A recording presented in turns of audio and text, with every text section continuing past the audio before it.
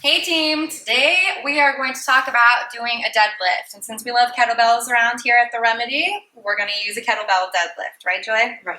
Right, okay. So when you're doing a deadlift, we want to start in a feet hip width apart position. So this is more of a standard deadlift stance as opposed to a wider stance, which we would consider more of a sumo deadlift, which we'll go over in another video. Good. So, of course, we're going to come down and pick up the kettlebell. Go ahead and do that, Joy. Show them how it's done.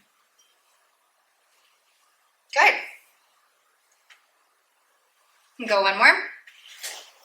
And nice. Okay. So what happens a lot of the time, and you don't need to demonstrate with the kettlebell there, is that we'll have people bending the knees a lot, right? They initiate this motion with the knees and they come forward here, and we're not getting that hip hinge. So the hip hinge, and you can do this with me, Joy. Let's put the hands on the hips.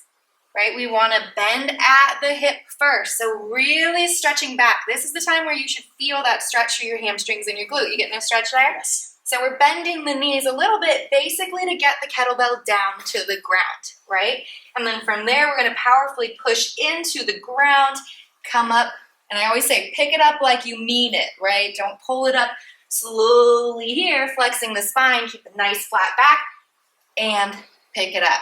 And that brings me into number 2. What I see happen is that rounding of the back, right guys? So sometimes we'll get the hip hinge down, but then instead of bending the knees, people will start bending at the spine, and then you've got this kind of pull up, right? And so let's think, keep that back in a nice flat position. In order to do that, we do need to engage the lats, right? So she's gonna be squeezing her arms in by the sides right here and turning those lats on, right? You can almost think of rotating the shoulder back a little bit right there, and you'll feel the contraction to stay nice and tight and get the lats engaged. Go ahead and get it again. Beautiful. Good, okay, and then the last thing that we're gonna talk about today is what's going on with your head. I see a lot of Pez dispensers and deadlifts, right? People who come down here, they've got a nice hinge, their back's in a great position. All of a sudden we get this when they're picking up right there. Keep your chin slightly tucked, right? You can have the eyes up and forward. You don't have to be looking at the ground, but we want to come up all together. Chin stays tucked with the rest of the spine. Down nice and slow.